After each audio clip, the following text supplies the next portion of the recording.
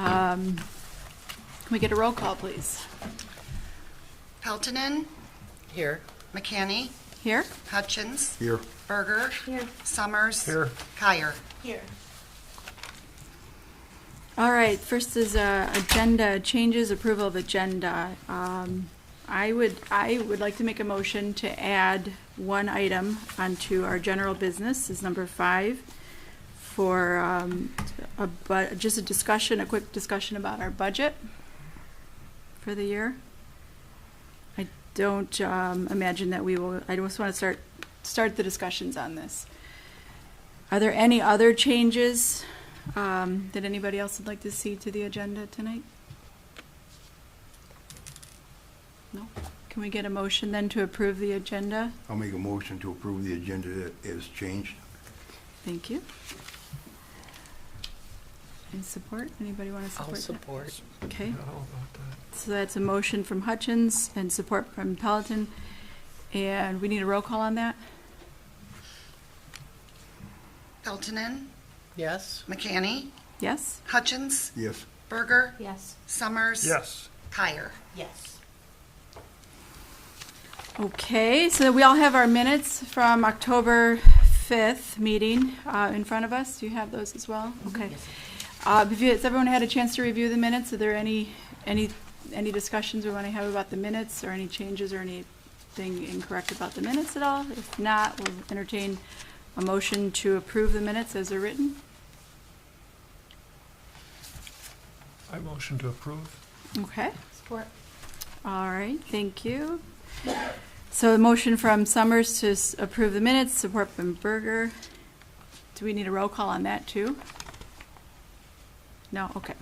So then, Minutes. You just need a vote. Yeah, you need to either do a voice motion, a motion to support, or a roll call, either one. The only one that you actually need to do a roll call mandatorily on every time is anything to do with finance. okay. So what do I have to do Just on? motion to support, just like you did when Yeah. you approved the agenda. Okay, so then we'll move along. Public comment is next. Is there any public comment this evening that is not related to the agenda? Scott, we're going to be discussing what you're here for as part of our general business. Okay. Is there anything that's, any public comment that's not related to the agenda as printed? No? Seeing none, we'll move along. Old business, master plan. So, our plan of attack on our master plan has shifted a bit with Chris Rankin no longer on our commission. We don't have his participation in rewriting it. I do have all the notes that we've all put into this. Just to catch you up on this, Amber, we have a master plan that's far out of date. However, a lot of it is updates that it needs. It doesn't need to be completely rewritten, was our consensus after we were reviewing everything. So we all went through and we went and have made all these updates, and then it has to be retyped, reprinted. Chris Rankin was going to do that, but he did not get that done yet, and we still need to get that done. So do you have any updates on that, Jerry, that you can add to? I know we discussed a couple of options, or do you want us to table this and discuss it next month? No, I think that's fine. I mean, I think for what you have to cover tonight, we can go ahead and talk about it a little bit. And so Chris had received all the notes, as Sarah said, and he was preparing to complete the update. And since we're not rewriting the entire master plan and changing it, I don't think there's any need to go outside and hire a consultant. I know that the commission talked about that previously, and that's a very expensive venture. I mean, you're probably talking $15,000 to $20,000 to have a professional organization come in and rewrite it. When really the last time that this commission did it, with the assistance of Chris, you did a good job with it. It just needs updating. So in discussions with Nick Klemp, our DDA director, he has some experience in this area, and with 3 of the 5 parks being actually in the DDA district, Nick has offered to lend his expertise to this project and sit down with myself and perhaps whoever the chair of the Parks Commission or a couple of commissioners, however you want to do it, and just determine what updates need to be made and what needs to go in there. And then, of course, it would come back to the commission for your approval and then do a final rewrite of it. But I think Nick has offered to do that. I think it's appropriate. His DDA board would have no issues with him doing it, being that there are 3 parks within the district. And Nick has lots of extra time. So, He doesn't sleep anymore, right? yeah, I mean, so there does not even need to be a motion at this point, but I think if the commission is fine with it, we'll just run with it in that manner, and we'll begin going over the notes internally first, but then we'll work with the chair of the commission, and if you guys as a commission want some additional input or somebody else wants to be involved, that's fine too. But we'll get a finished product to bring back to the commission for approval. Yeah, I would think, yeah, I would like to see a couple of you involved in that, if we're gonna do something with that. So, all of us, every one of us, including Chris Rankin, has already worked on this. We've already, see, these are all of our different handwritten notes and all the copies of everybody's notes. It's just a matter of compiling all of that together, the updates that we've all made, and writing it out in one form. Yeah, it's just a new revision, basically. Exactly. We've already done all of the legwork on it, but it needs to now get all typed up. So it's not a tremendous amount of writing, it's just a matter of compiling it all together. Does he have it like, is it gonna have to be retyped, or can you scan it in to work on it? I mean, is there, Is it in PDF form? Yeah, what- or- that's It was what I my was- understanding that it is in PDF form, whether, you do have a copy of that, right? Yeah, in PDF that you can actually, okay. so we can make updates So to it's, that. all right, that's what I Yeah, wanted. so it should can do not the be cut and nearly as paste long as in it one. was the last time we did it. Swearing. Well, I am very appreciative of that offer, Nick, and I think that this commission would definitely like to take you up on that. No, thank you very much. Yes. Very much appreciated. So I do have all of those notes here. I'll get those then to Nick after the meeting. So, And are we good on the public input for that too, the surveys that I did and Gail and I did? no, we do have We to still, have more, okay. no, yes, we do still have, in fact, You're required to have a public hearing. yeah, I was Public just gonna hear- say, okay, there is, right. To where you receive additional input. So if this is the course that we want to go and handle it internal, including assistance from Nick and my office, then we will go ahead and schedule that public hearing for February, and then move on from there. Could he have like a draft of it done at that public hearing and then to show the public when they come, this is what, I think it has to be done before we have a public hearing. Okay. There has to be a draft available. has to be a draft of it, okay.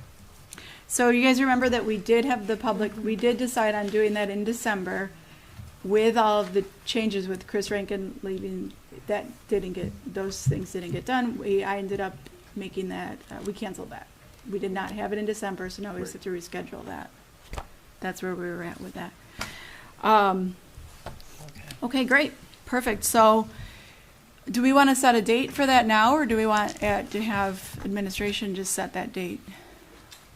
If you allow administration, because the only thing I want to check on is see if it, protocol would be to have the public hearing prior to the council meeting or prior to the next Parks Commission meeting. But it will be one of those 2 dates. It's been so long since we did the last one. Is it imperative that every one of the commissioners are present for the hearing? No, it's not imperative. It's, you have to have a quorum. Mm-hmm. So that's why if it's permissible to have it before the commission meeting, that might be the best. but, you know what, I'll verify that, and we'll schedule it accordingly. Well, if we're gonna do it in February, I mean, our commission meeting would be the first Wednesday, so I don't know if we'd be able to Yeah, have we a just need to hearing advertise it 15 beforehand. days in Right, advance, and then Nick. will That's get pretty the tight. Feasibility of getting it done, maybe March. yeah, But I know you have some timelines that you're working with also. So, you know what, we'll look at the timelines and we'll look at which is the appropriate meeting and then schedule it accordingly. okay, I appreciate the help. Moving along then, and I'm assuming nobody else has anything else they wanted to add to the number one item there. Old business, the H at Ganshaw Park. So, question for you, Brian. You had mentioned that in our last meeting that Jennifer, she wanted us to revamp things. Do we still have the willingness of the volunteers that have been doing the H, or do we need to, they want us to simplify the project, or they want us to replace them completely? Or both?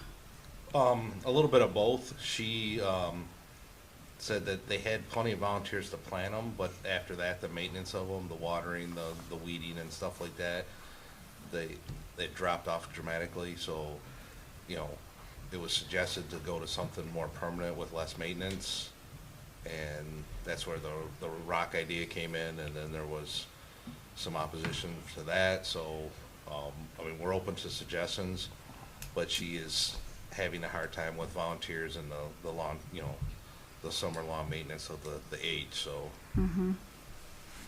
Yeah, I understand that. I think I was the only one that had the concern about doing rocks instead of flowers, and my biggest concern there is the elevation. I'm worried that we're gonna lose rocks just over, we'll have to replace rocks. Also, but I do think it'd be great to revamp things. I do have some ideas. I was going to pass around a couple of, I made a copy for each of you guys. You can just keep that for your records. There's 3 for his side. Here's some ideas of some more maintenance-free options. Pass these down. Do you have one more there? Okay. Will you pass one all the way over to, so it gets over to Brian too? So, these are just some simple, or some just things that other ways of displaying letters. So maybe we could do like a raised bed, like that first one is a raised bed, and then do cement all the way around it. Of course, not a C, but an H. I got it. That would be very low maintenance. We would need volunteers to plant annually.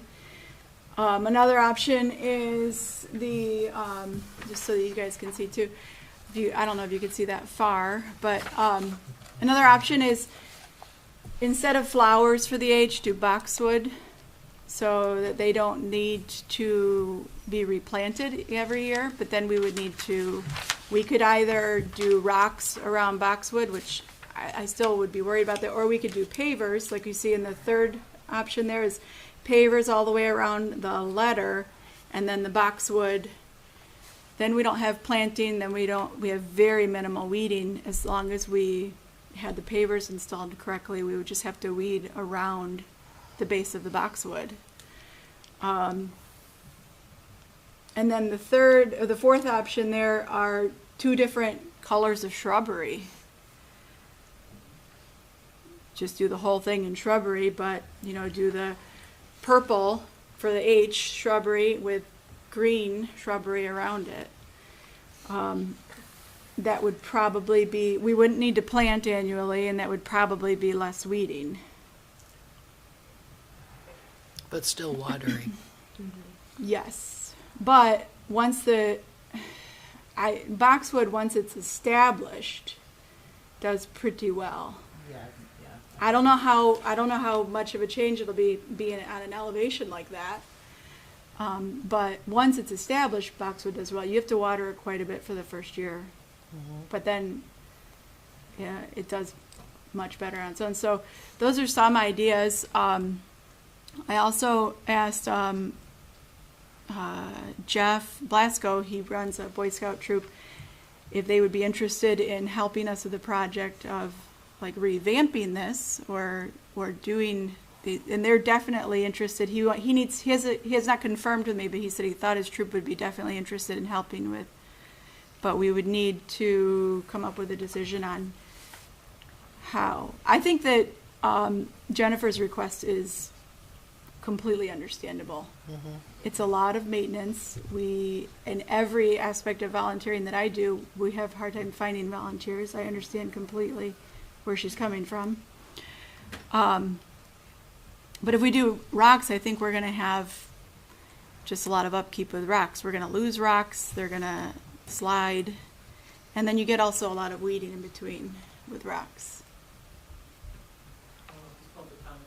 Yeah, I don't think so yet. I would like to, I've been going over your guys' minutes and I saw this in November. My grandparents used to have pine trees out there in that park, so it's kind of special to me. So I would be willing, I don't know if it's possible, but to get my own pool of volunteers, and I will absolutely take up that cause to take care of the H at Ganshaw. If that's As possible. it is, you want to do flowers Whatever and flowers? you guys would think is best, but yeah, absolutely, I'm 100% in on that. I don't think anybody on this commission has an objection to the way that it looks, but It's we the want it, maintenance of it, yeah. right? Is The main well, issue. and the current volunteers it's a lot of work, and they don't have enough help. Yeah, Um, I think I've got a pool of volunteers, so we can probably get that done. okay. I'm confident in that. Do Well, you, let's take her up on it. Brian, do you think that you can get Amber's phone number or contact information to Jennifer, and maybe they can coordinate liaison that? And then, Amber, would you mind just giving us a report next Yeah, month of what comes of absolutely. that? Okay. So then we'll just table the H at Ganshaw Park until next month. It'll go on old business again. Everybody good with that? I'm Yes. good with it. Thank you. Yeah, no problem. Excellent. Thanks, Andy. Like I said, it's special to me, so. Great. Okay, so moving on to general business, consideration of the election of officers. Perfect. So this spot is up for grabs. Does anybody want to be the chair for the Village of Holly Parks Commission? Joe? I would be willing. Joe's a to- taker? I would be willing to fill it. Okay.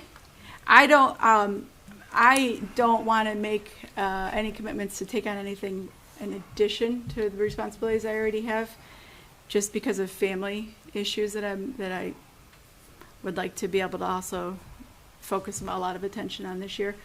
Are you willing to keep in your same position now? I would be if you guys want me to. I just don't want to take on anything additional. So do you And need a I motion? have to be firm on that with everything that I'm involved in. In fact, I'd like to scale things back that I'm doing, but so definitely not additional. So yeah, I would like to make a motion if you're willing, Joe. I'd make a motion for Joe to take the position of chair. Should we do this in two motions, or do we have to do chair and co-chair together? Separate motions. Separate? Okay. So I'd like to make a motion that we elect Joe Hutchins as the chair for the Village of Holly Parks Commission. I'll second it. Okay, so do we need a roll call on that? It's not financial. No. Okay. Okay, so it's a motion from You still McKinney. have to have a yay and nay Yes. vote on that? Yeah. All yeah, in yeah, favor. Voice vote. Yeah. Okay, so then all in favor? Yes. Yay. Okay, and anybody opposed? Are you a yay or a nay? Okay. All right, so then that motion carries. I'm sorry, I just wasn't clear because I'm the liaison if I was allowed to vote or not. so. Yes. Okay. Yes, you're a voter. Yeah, that's all right. I'm not clear on a lot of things too. He's clear on them. That's why we put him in. And I'd like to make a motion now to nominate, Say my name. yeah, McKinney as co-chair. Okay, I'll second that. so that's a motion from Hutchins, seconded supported by Summers. Summers to make McCanny co-chair. No other takers for that? Everybody okay, all in favor, say yay. Aye. Yay. Anybody opposed? Okay, so that motion carries. Do we switch chairs now? It's totally up to you guys. You certainly can. Come on I over, think I'll Joe. let you finish up your co-chairing. How's that? No, you get over here, Joe. I got the seat warm for you.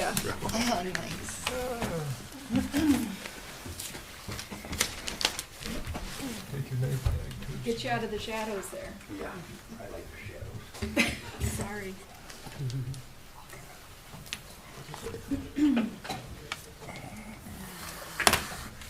Okay, continuing on with our meeting here. Let's move on to general business number 2, consideration of national fitness campaign.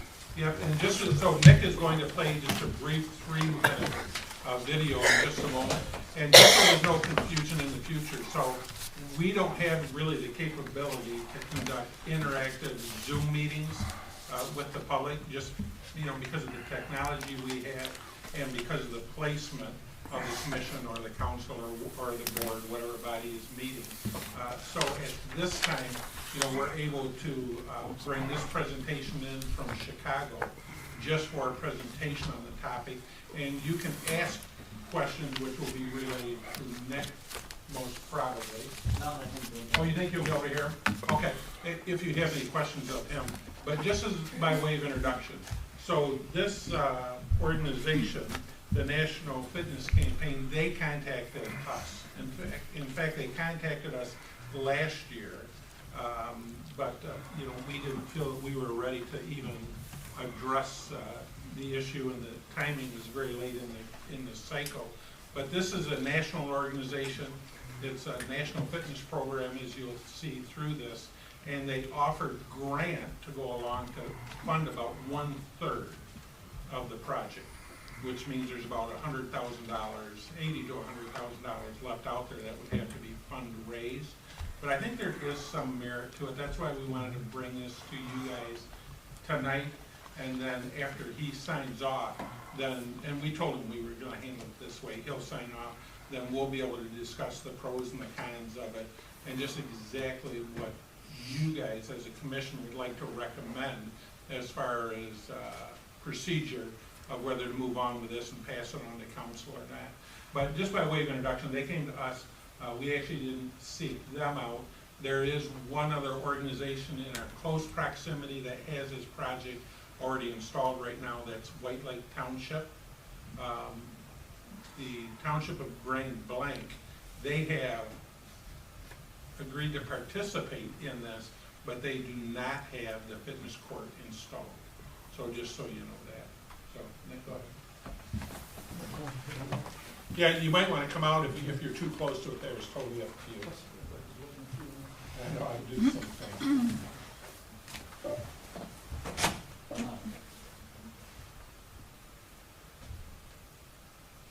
Of course, it was perfect in practice. Right? That's how it always goes. Yep. So,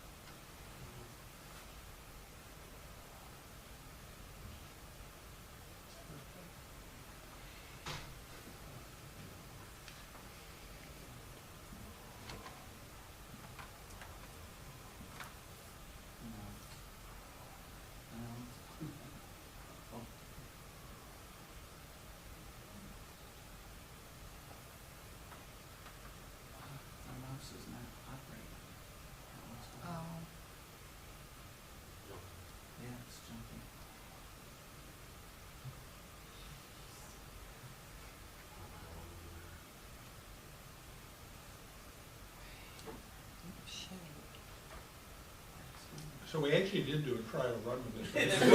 It worked perfect. I told the guy too, I said, well, it works, but we'll see if it does with, you know, how technology is. Yeah.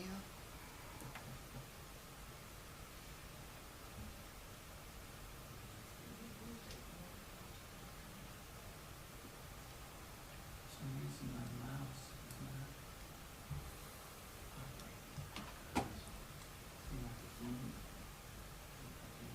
Oh, Batteries. so we had a mouse I could plug in. Oh gosh. You're so close. Sorry. It works fine on my computer, and then when I move it in there. It's able to play.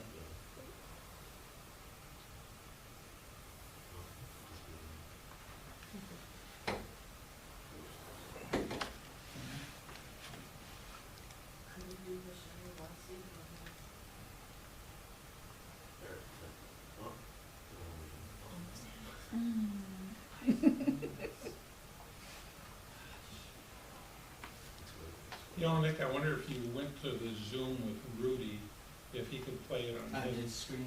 Yeah.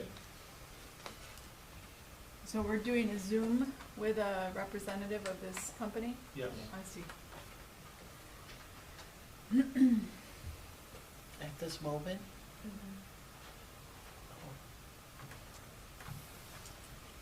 At a moment in the near future.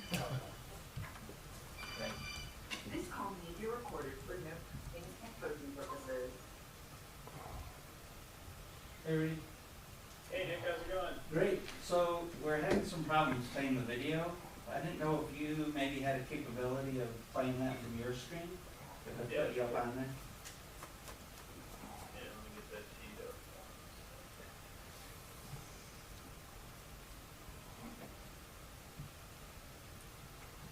There you go.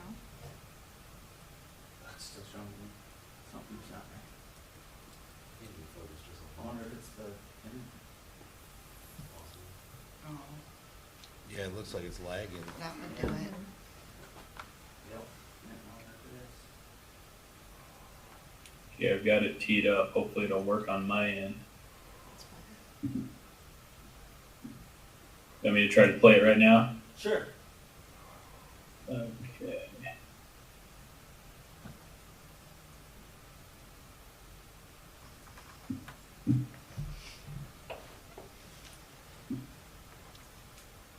There.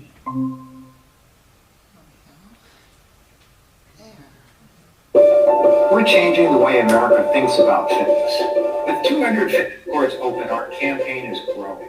From college campuses to city parks and trails, we're bringing free fitness everywhere. And we're just getting started. Hi, I'm Mitch Benaggi, founder of the National Fitness Campaign. The National Fitness Campaign was founded in 1979 when we opened the first fitness court. Redesigned for the 21st century, the fitness court is the world's best outdoor gym. Our 7-minute system allows you to use your own body weight to get the perfect workout. Easy or hard, it will work for you. Our goal is to build healthy communities by making outdoor fitness an essential part of people's lives, so that each day is better than the last. Now more than ever before, it is vital that we move fitness outdoors to remain safe, healthy, and strong. Michiganders, as soon as we can, we go outside, which is one of the reasons why the fitness court was such an attraction to us. What impressed us most was their basic philosophy that they want to provide world-class fitness for free. Truly, anyone can use it, no matter what your age is, no matter what your physical fitness level is, no matter what your skills are. It is very adaptable. Thousands of certified ambassadors will be trained to deliver classes, challenges, and clinics as part of our National Fitness Campaign. New programs are bringing students outdoors across America. The Fitness Court mobile app is your gateway to enroll in these programs. Simply scan the new digital wall with your phone to access a library of free workouts designed to optimize your experience on the fitness court. Learn the moves and take challenges as we dig deep to create impact for our partners across America. This year, we are thrilled to introduce Fitness Court Public Art. Cities have the opportunity to select a local artist to design their fitness court using the power of the arts and fitness outdoors in iconic public spaces. We're proud to have helped cities of all sizes raise millions of dollars from respected sponsors to support free fitness. Wherever fitness is a priority, you can find fitness. Building beyond 200 cities and colleges, we're partnering with large cities using urban movement data to map the best locations for healthy infrastructure. We're bringing fitness courts to within 10 minutes of population centers everywhere. They provide these wraparound services that, from a city's perspective, that's what you want in a partner like this. You want it to come presented to you on a silver platter with a bow tied around it. They're one of the best partners, I think, that I personally have ever worked with. We serve almost 1.2 million members across Michigan. And this partnership really is an opportunity for us to bring scalable, free health and wellness opportunities to our community. So I would actually invite cities and organizations, big and small, to explore the opportunity to invest in fitness courts. To be very honest with you, the feedback from different municipalities and different communities has been very positive. We're committed to raise $150 million to bring the campaign to 1,000 cities and schools, building the largest fitness movement in the world. Join us. Let's make world-class fitness free.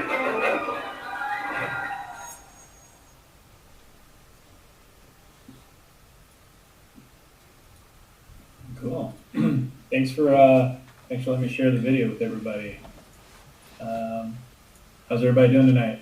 Good. Good. Thanks for letting me join you here remotely from Chicago.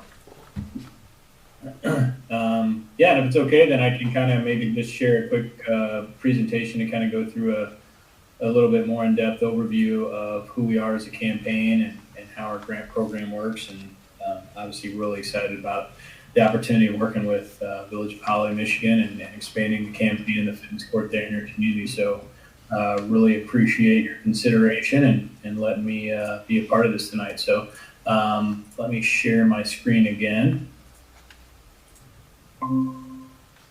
Hopefully you can see that okay.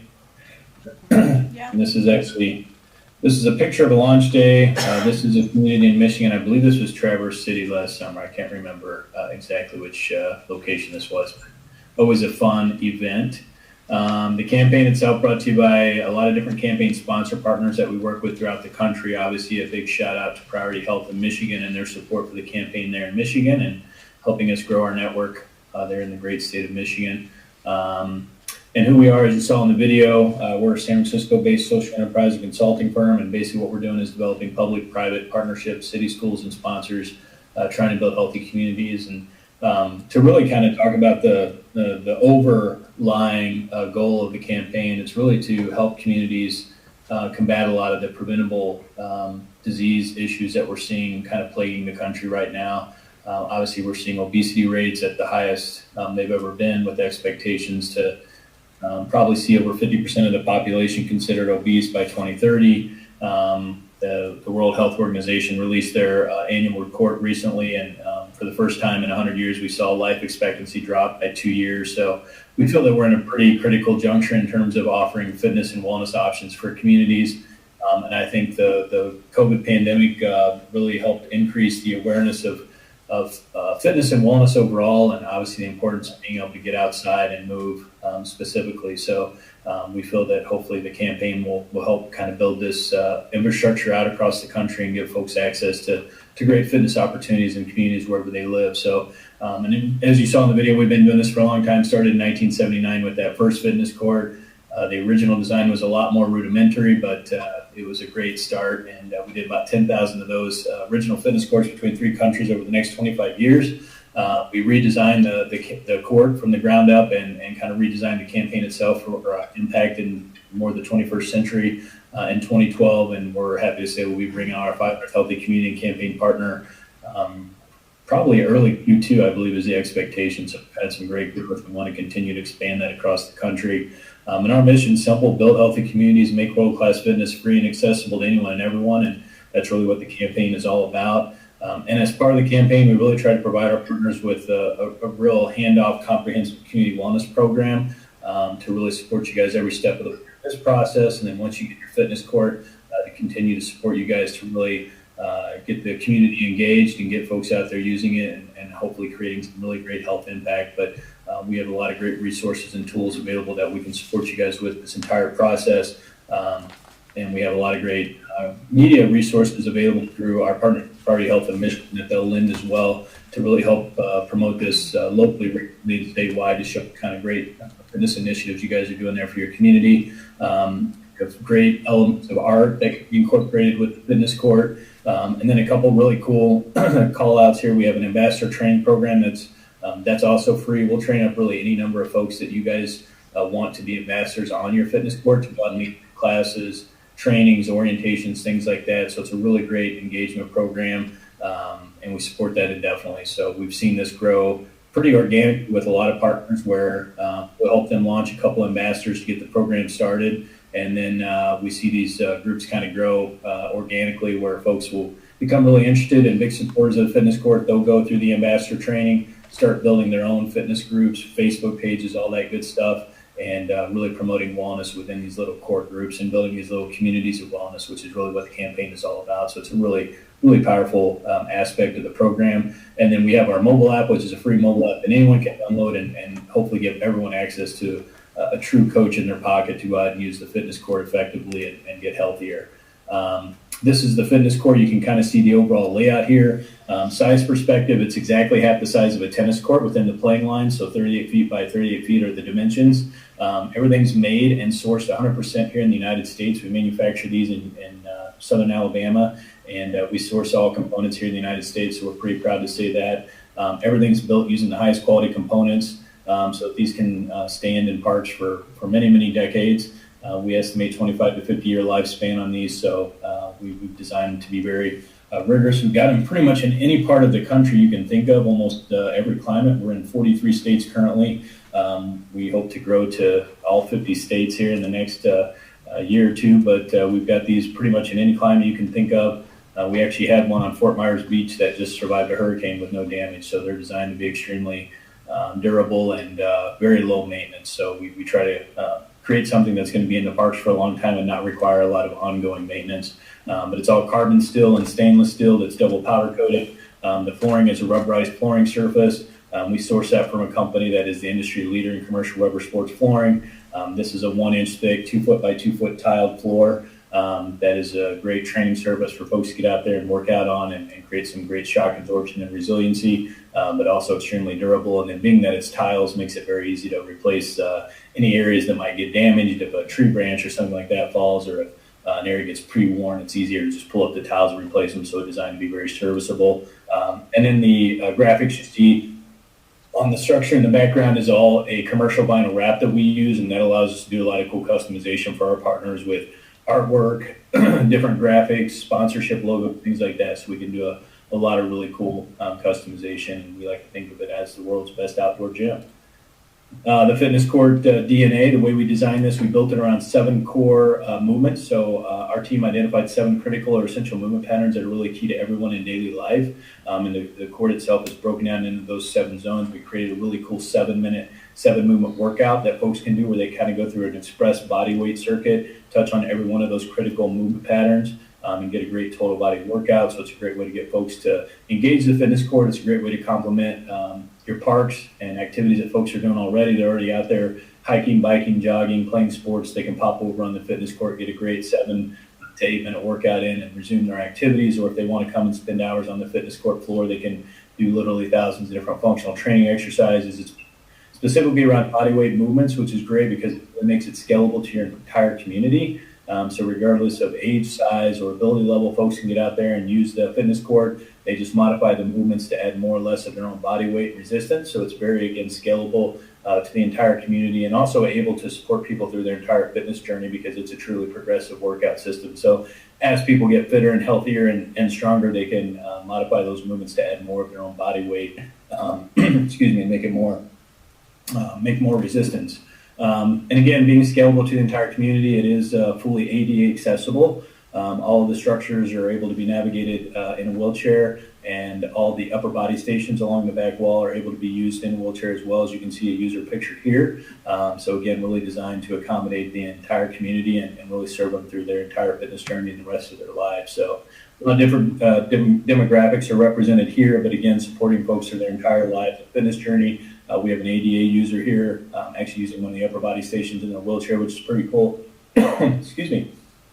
We have several communities where fitness ambassadors are actually folks in wheelchairs that lead group classes of other wheelchair-bound folks as well as other community members. So it's really a great way to serve all members of the population. And I know it's really awesome to be able to support all different types of folks to get out there, including seniors and really folks of all ages and ability levels. We have a lot of great senior programming that we continue to innovate and add to our mobile app. So there's a lot of great resources for that. And we're seeing lots of communities embrace silver sneaker programs and things like that and get them out there on the fitness court as well, just being that it's so many dynamic movements and really key to a lot of those people's vitality and ongoing health. The mobile app, it's a free mobile app that anyone can download on their mobile device. There's a QR code on the wall. If you don't already have it, you can scan it, download it to your device.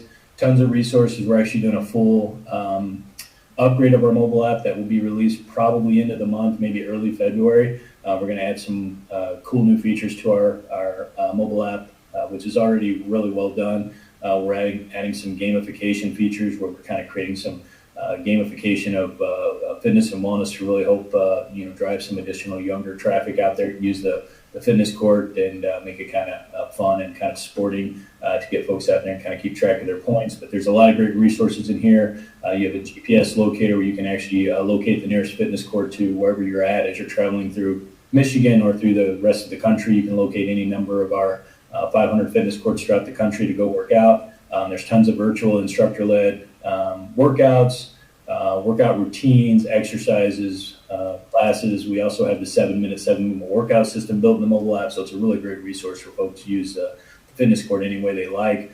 There's also cool challenges that are built into the app. Folks can embrace these challenges and engage them and go out and do these short little competitive challenges. They can push out challenges to other community members. You guys can push out challenges directly to the community.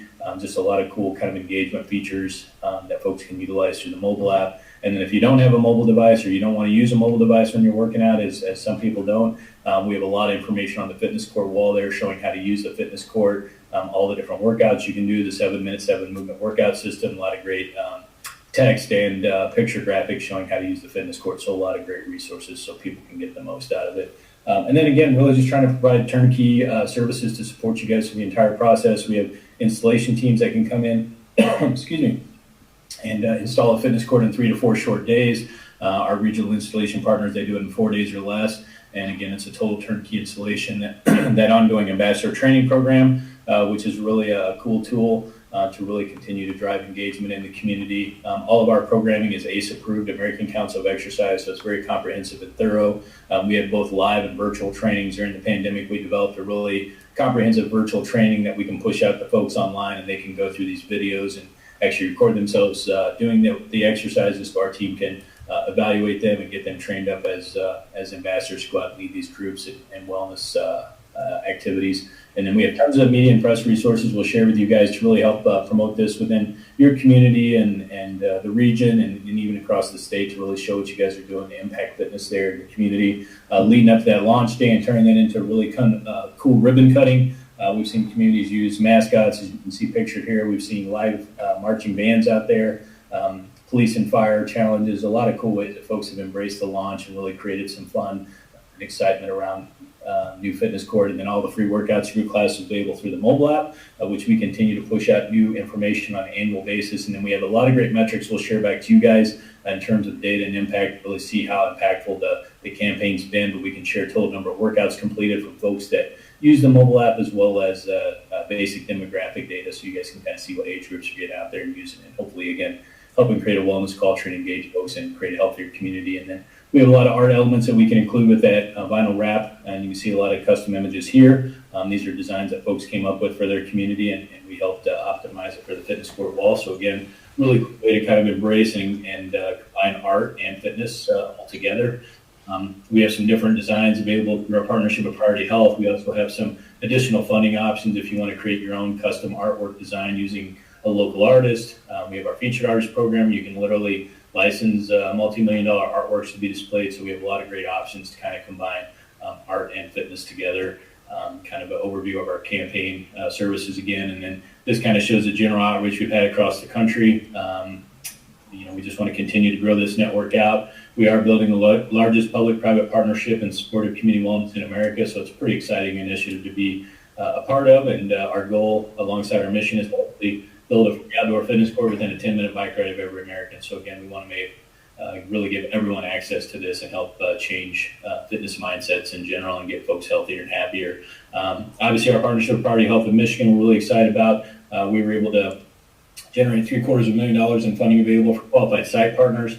We have limited funding this year for 2023 for up to 15 communities to participate in the program and receive grant funding. So we're really excited about potential partnership with you guys and hopefully bringing a fitness court there. And then you can see kind of the overall impact that we have in terms of health impact leading up to 2030. But we want to continue to grow this program and really create great equitable access to fitness courts across the state and obviously across the country eventually as well. And we have these in obviously 43 states now, hopefully get to 50 here in the next year or two. But we want to continue to grow this network out. And we have basically 4 requirements that our grant committee looked at in terms of determining the strength of a partner and the grant funding. And we really feel that you guys qualify really strongly in all 4 of these categories.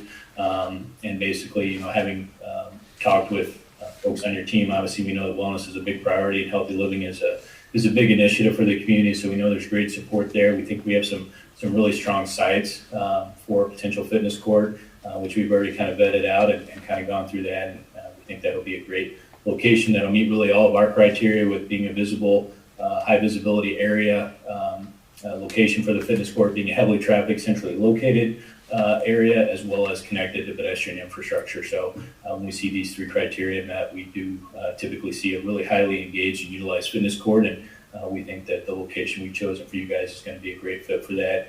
This kind of lists out the overall funding requirements. But we have the total funding required here at the top, the variable grant funds that are available depending on the strength of the application, and then kind of an overview of the program total. And then we have an estimated budget for the slab as well as the installation for our team to come in and install that for you guys.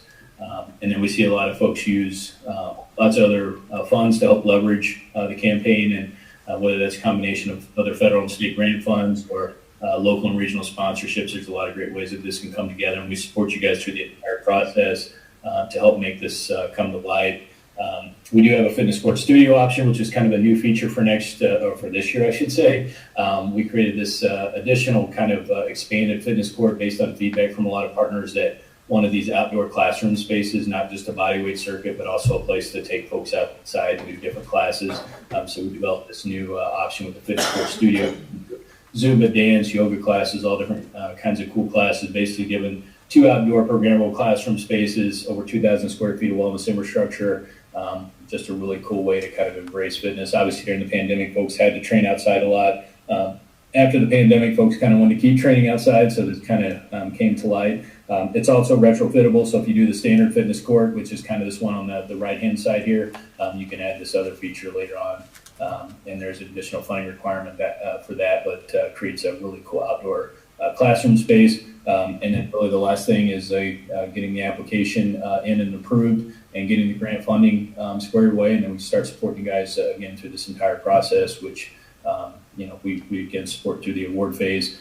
Everything we do is non-binding, so the application is non-binding. The award of the grant eligibility or the grant award is non-binding as well. So we really support you guys through the process. If anything doesn't align and you guys are unable to move forward, we can always release that award to another partner and see about qualifying you guys for a future year. So again, we understand sometimes this takes a little bit of time, and we're happy to support you guys through that process. But again, it is all first come, first serve. And then once we get through all that, then we start working on supporting you guys with shipment of the fitness court, concrete slab installation, and then bringing our team in to install it. So that's pretty much the overall. And I know I did a lot of talking, and if anyone has any questions, I'm happy to answer any of those right now. Anybody have questions? I do. Okay. How long have you been using this single court system? 2015 was really when we launched the first one out in San Francisco. We've had pilot models in place since 2012.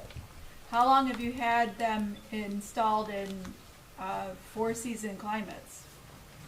Since 2015. Okay. So our first one was in San Francisco. Then we did several along the coast of California. I couldn't tell you the exact timeline of where we expanded and when we expanded next, but yeah, we've had them in a lot of four-season climates. We have them in the mountains of Colorado currently. I believe one of our other first installations was in Texas, New York, Florida. We really kind of tried to build a pretty vast network initially so that we could have some of those different climates represented. And yeah, we pretty much got them in any climate you can think of at this point. New York has a very similar climate to ours. How long have you been installed in New York? I'd have to check exactly. I know one of the other, probably the longest installs was one we did here in the Chicago area, which is kind of a similar climate as well. We did one in a park district outside of Chicago. I think that was 2016. And that one's been there, so yeah, a good 5 or 6 years. I could double check on the one in New York, but we've definitely seen them exist in climates where we get pretty harsh winters, and they hold up really well. Probably the harshest climate these actually go in are locations near saltwater. That seems to be the harshest environment, and we have a few in the Florida Keys. Down in Key West, we have 2 locations, and a lot along the coast of Florida and California. So we really feel that if they survive those climates, that's usually the toughest environment. What is the process for getting replacement parts if we did have an issue? Yeah, you'll just reach out to folks on our team directly. You'll be in pretty much constant contact with folks on our team once through this entire process, and then once you get your fitness court, there'll be monthly check-ins, and everything's just handled directly through them. We have a pretty large inventory of parts out of our Alabama factory, and we can get those shipped very quickly. If there's custom colors, things like that, sometimes it holds things up, but you guys would not be looking at a custom color, being that we have a lot of these in stock, so they're pretty much immediate shipment. We're working on some new programs to kind of be more proactive with service, and I think they're even working on a preventive maintenance option. So we're trying to develop some additional service and support options for our partners. But to be honest, there's very few replacement parts. It is a pretty rugged designed fitness court, and unless it's intentionally damaged, there's not really much that goes wrong. We've made a few upgrades from our initial design. We replaced a few of the rubberized coatings that were on some of the low back extension pieces and things like that, just to create a more durable design. So there's been a few improvements over the years, but it's overall been a pretty well-designed unit and very few repairs. And honestly, there's been very few reports of graffiti as well, which I know a lot of folks bring that up. Being that it's kind of deemed as artwork, it seems like it kind of deters a lot of graffiti. So we've got several in the Detroit area. We've got them in a lot of big urban areas throughout the country, and we've had very few reports of graffiti, things like that. It is easy to get that stuff off if it does happen, being that it has that anti-graffiti coating, but it does seem that people deem these as pretty valuable resources in their parks, and it seems like they don't bother them too much. That's nice. Let's say that we did have malicious damage done, like we had to replace the rings, for instance, that are hanging there. What on an average, what would that cost us? Is that similar to what it would be to replace other infrastructure in typical park settings, or is this really costly to have replacements? Yeah, that's a good question. We try to design so it's pretty comparable to playground equipment. So we try to think that the thing's pretty comparable to a really high-end playground structure in terms of longevity and durability, and then we try to have the parts kind of meet that same type of pricing and spec. So yeah, I think you'll see that it's pretty in line with general replacement parts on playground equipment. Okay. Being that we source and manufacture everything here in the U.S., we don't import anything. That helps us kind of keep our overall costs down too. So I think that's a pretty big positive as well. Yeah. What about from a liability standpoint? Are we looking at more liability with something like this? No, it has its own notices on the fitness court. There's some signage on there. The national standard for outdoor fitness is 14 and up unsupervised, so we have signage for that. And there is, the basic same parameters that would apply to any fitness station. If you had a pull-up bar in your parks, it would fall under the same type of liability standards as that. It's a little different than playgrounds. It's not as stringent as playground equipment, but it would fall under those general national standards. I could get a copy of that and send it over to you guys as well. Everything we manufacture is over-manufactured, so we meet all ASTM and safety guidelines. We actually surpass most of the guidelines.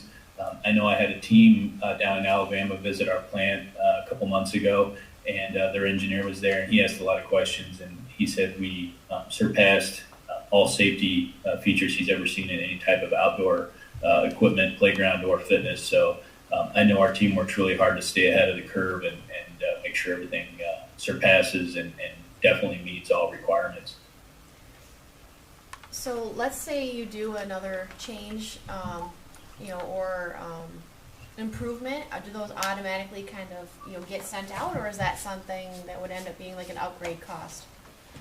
Yeah, you'll be contacted. You'll be in our database, and anything with that generation will automatically be reached out to, and we make you aware of the upgrade and the repair, and then we would do that. I believe it's at no cost at all times. I don't know if there's a certain time frame that passes where we would do a discounted upgrade, but I believe everything is complimentary. I can double check on that though. Do you know what the time frame for the next rollout, for the next generation, so to speak? I like to think that we don't have any more improvements to make. I know they made a lot of improvements over the last 3 years or so. We just had a big team conference back in October, and they feel that things are in a really good place in terms of upgrades. So I think we don't foresee really any improvements being made.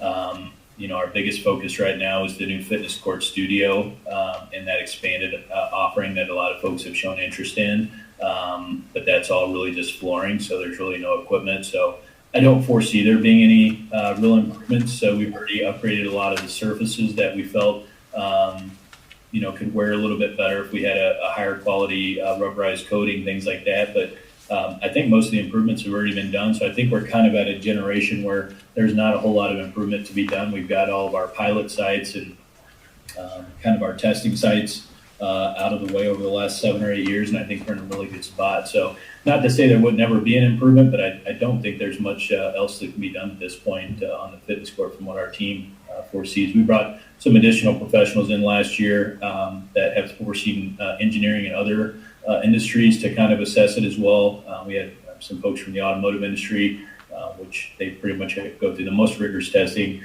go through a lot of the elements of the fitness court to help us make sure that we're optimizing our design and our components, and they felt things were in a really good place. So I think we're in a really good spot. I don't foresee really any more of those happening in the near future. Maybe eventually we'll see something that gets upgraded as maybe we find new components available. But I think we're in a really good spot right now. Cool. You mentioned in your presentation to us that there is a location that you guys have already discussed or you thought was acceptable to put this. Where is that? Yeah, I can actually pull up my. Or I could ask somebody here in the room if you like. We're trying to keep it a secret from him, Rudy. Okay. Yeah, that's right. That's why I didn't want to say it out loud in the presentation. I wasn't sure how much We're all gonna ask. Yeah. Yeah, I guess we're on a need-to-know basis. Right. Do you want me to talk about it now while Rudy's on the line? Yeah, because I have another question too. Do we have any other questions for him specifically? I think mine would kind of go, I wondered what the one in White Lake is. I'd like to go look at it. The other question that I had was, it says that qualified municipalities can get the grant. Are we not qualified? Do we qualify? Do we need our master plan done? Does everybody get the grant? I'm sorry, go ahead. Does everybody get the $30,000 grant or discount? No, not everyone. It is a pretty limited pool, so we do a pretty vigorous pre-qualification process, which we've already gone through most of those steps with you guys, pending everything being sought on the application, outlining those 4 steps. We have a solid fitness court location. Everything you guys are doing meets really what we're trying to see with communities in terms of fitness and wellness initiatives. You guys are in a region of the state that is a priority area right now, so you guys are qualified and really in a great position to receive support from our grants committee team. Okay. So it's likely we would qualify then. I don't think I have any other questions for anybody else. Okay, Jerry. Okay, are we done with Rudy? Okay, Rudy, thanks very much. So we will carry on with our discussion here, and then Nick or I, or both of us, and Brian, we'll get back with you in a day or so and let you know kind of where we're heading. As we talked before, once this commission is done, if they make a positive recommendation, then the next step is it would go to the village council, but we would do that pretty quickly. Okay, sounds good. Well, thank you all so much for letting me be a part of this. Sorry if I was a little long-winded and held up your meeting, but appreciate all the great questions, and I look forward to hearing back from you guys. So, Thank you. Thank you. Thank you. thanks so much. And then, if it's all right too, I'll just stay standing because Ryan hogs the microphone over there. And Nick, you know, I mean, truthfully, I mean, you're welcome to stay, of course, but you don't feel obligated. So you Will get we, some long days too. will we need the master plan For to this, no. qualify for future, For future grants? well, this Yes, grant for this, no. as well? Depends on the grants. No. And so, I mean, kind of his statement to us, he talked a little bit about there are really 4 criteria that they evaluate in the grant. We rank right at the very top of each of those. I mean, our statement, so we've been talking, they contacted us back in November, which was the beginning of the grant cycle. So they contacted us really once it was already going. They're looking for a success story in our area of the country. And in our area of the state. I mean, they've identified this area as a priority area, as has Priority Health. Are they not getting a success story in White Lake? That's pretty close to us. No, they're using it, but I mean, you heard them say they want one within 10 minutes of each population. And so they're gonna have one in Grand Blanc. Grand Blanc has already taken delivery. They just have not installed. White Lake has taken delivery and installed. And so I have some really good connections over at White Lake.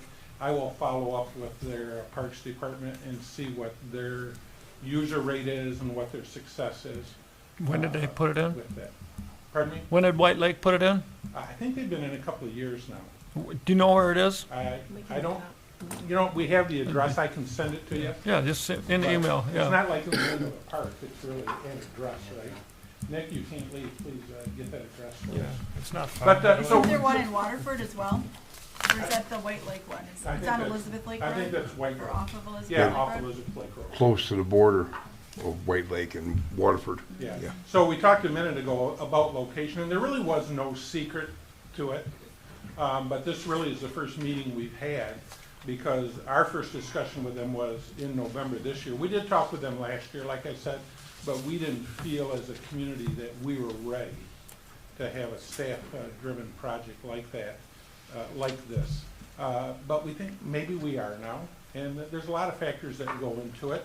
So the places that we talked over, and they Google Earth everything and then did a little research themselves, what they could do electronically. But our recommended locations to examine were Crapo Park, because it's a highly visible area, Yeah. and there's a lot of traffic. It's a busy park anyways.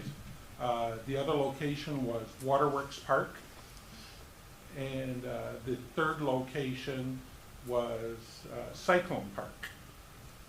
And so really, from a staff perspective, we kind of landed on Cyclone Park.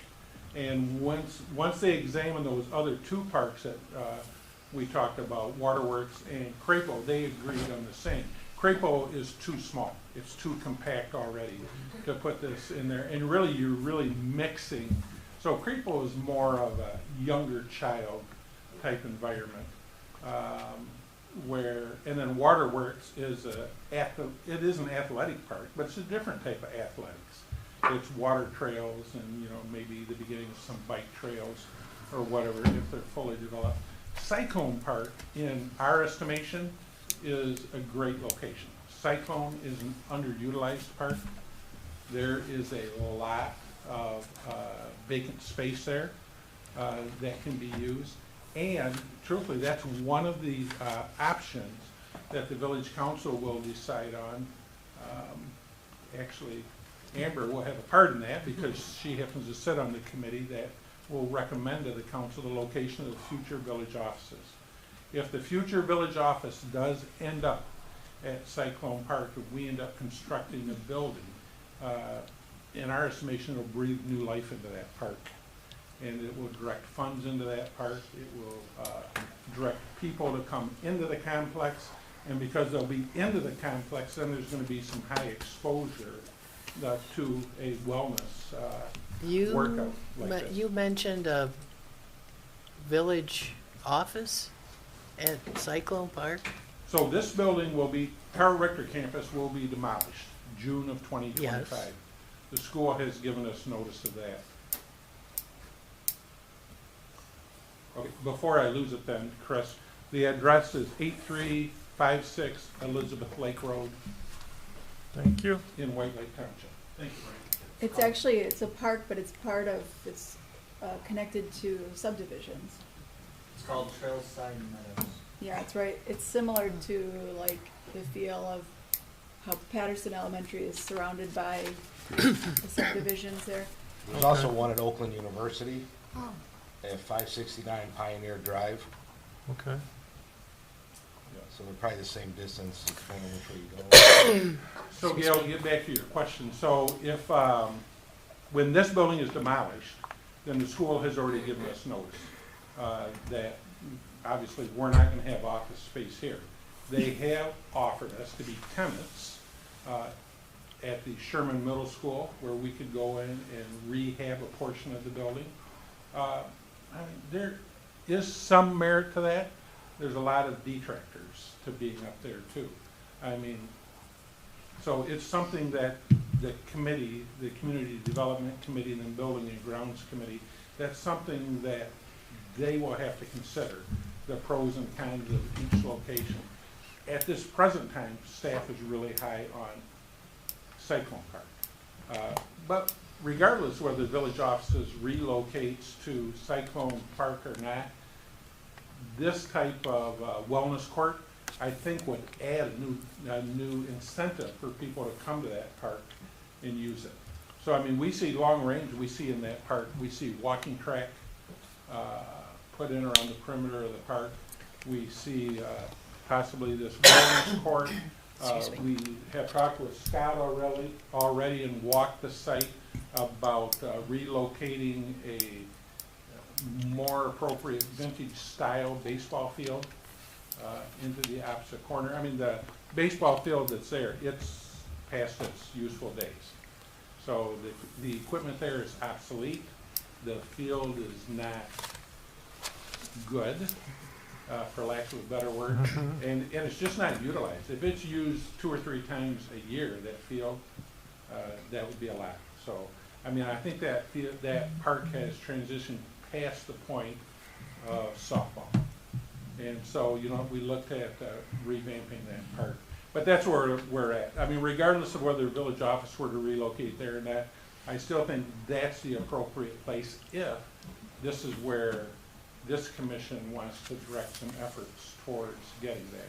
Now, when we talked with Rudy, we've talked with him in November a couple of times, we talked with him in December, all via Zoom. We were pretty upfront with him that we're not interested in doing this unless we get the maximum or near maximum grant. You know, because fundraising, you know, it's not an easy task. No. We're doing a lot of fundraising now. I mean, Nick has written probably 10 grants for the depot, right in that area. We've raised around $400,000, which is really good. But we need 1.4 million more in order to do the depot right. We have enough to move the depot now, and we probably will move the depot. We're talking with the railroads about logistics, because once we start moving the depot, we affect both railroad lines. And they have such strict federal protocol and procedures, it's a huge project. So we probably will go ahead and move that, but that just means we have to continue to fundraise. And so if we look at fundraising for this, we know the cost for this is going to be between $130,000 and $150,000, $130,000 to $150,000 to get it. We think we can get somewhere between 30 and 50 in a grant from this organization. We know that Loom, which is one of the marijuana licensees, as part of their application packet, they pledged $50,000 over 5 years for parks, specifically for parks. It's earmarked, can't be used for anything else but parks.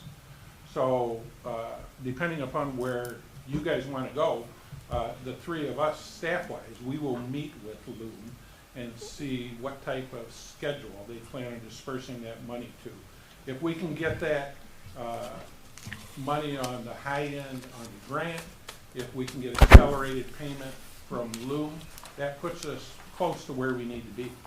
I mean, we think we have some efficiencies because we're responsible, Brian is responsible, would be responsible for installation, directing the installation of that cement slab that is the surface for that. So we think we have some efficiencies. We can come in a little cheaper than what they project, but still it's well over $100,000. So it has to be a priority item of this commission. But if we can get $100,000, close to $100,000 pledged, I mean, I don't think it's unreasonable for the village council to allocate some budget money. Have we already used all the ARPA funds that were allocated to the park? Yes. Pretty much. Okay. Yeah, so that went off for that play structure. Okay. That's going up, up at Lakeside.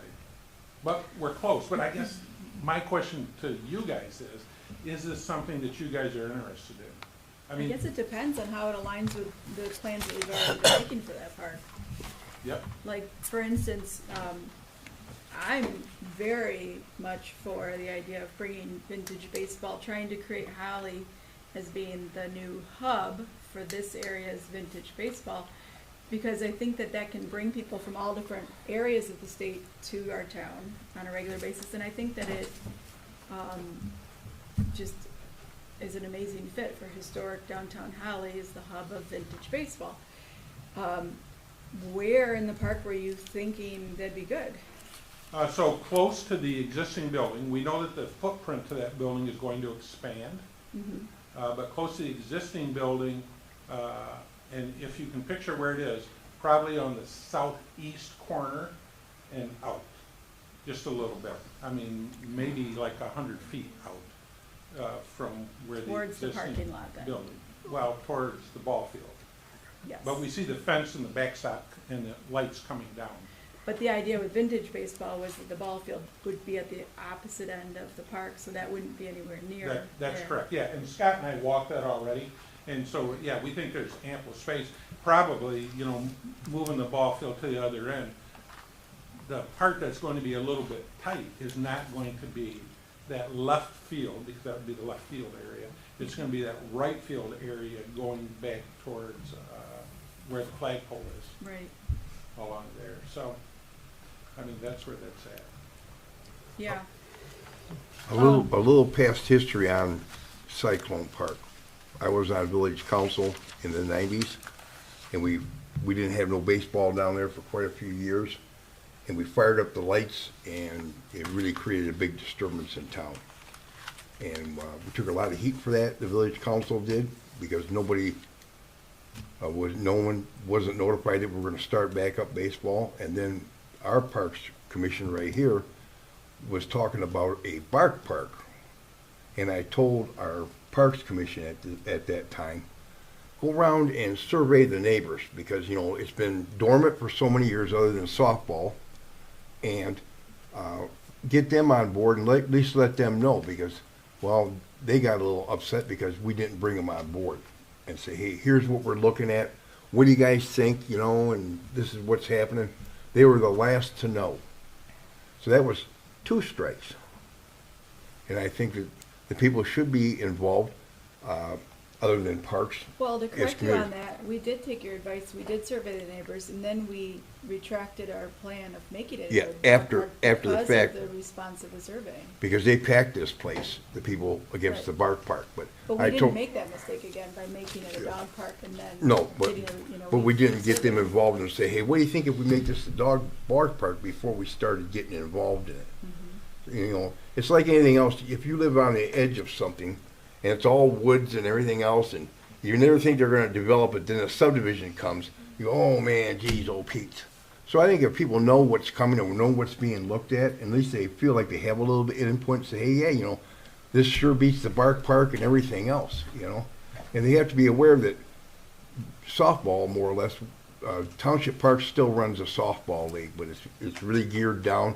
We're doing disc golf now, and so there's still 2 ball fields up there. So we haven't abandoned regular baseball, and Little League's looking at using our parks up there in the township.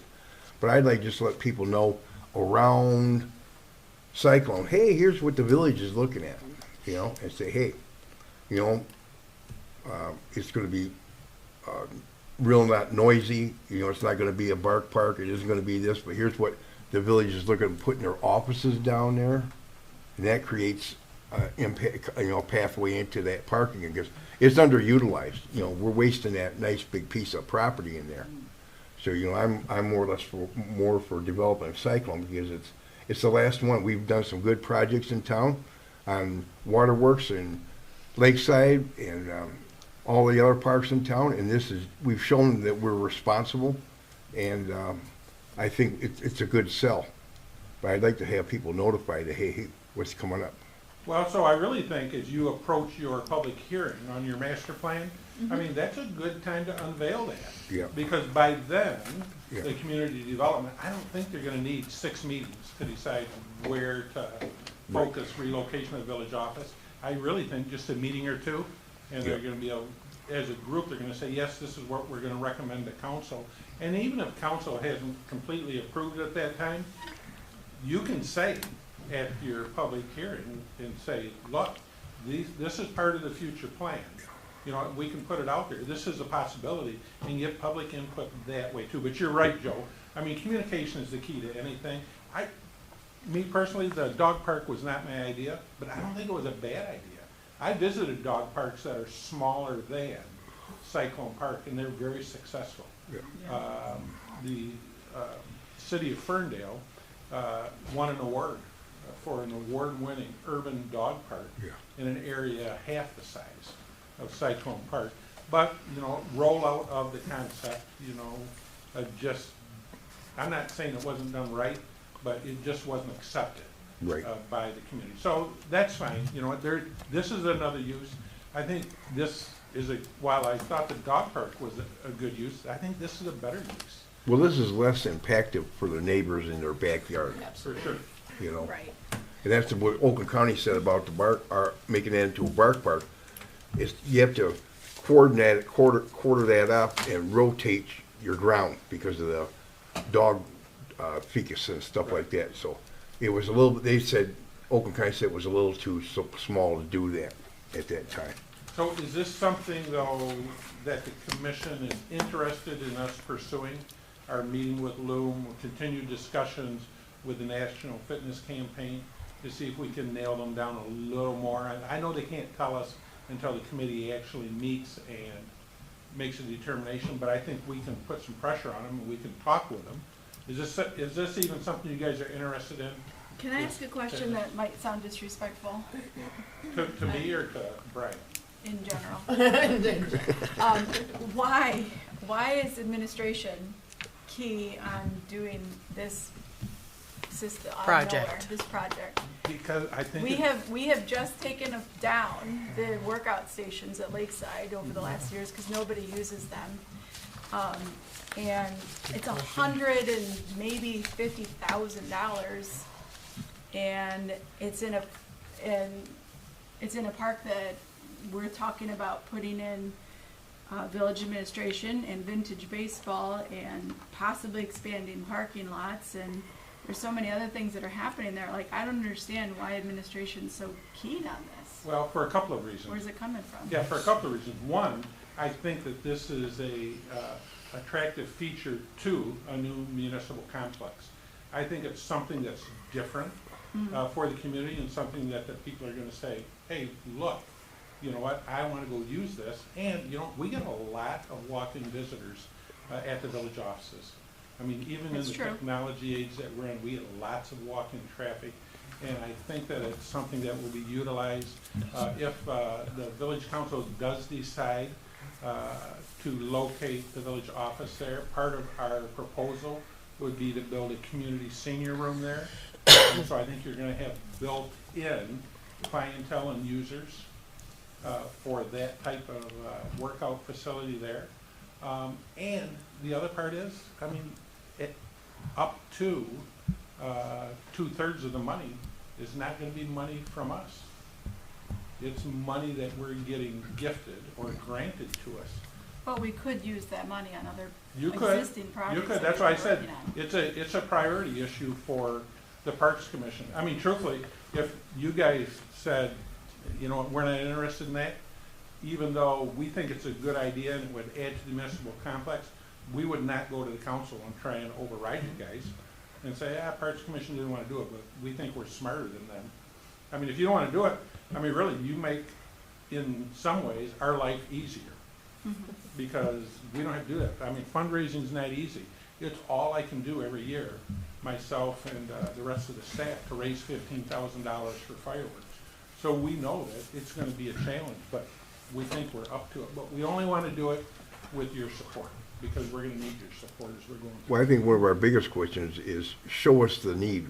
The public has to show us the need or the want for it, because we've talked for 30 years about building a senior citizen center. It's never happened because Well, clearly it just there's a never need happened. for that. Yeah.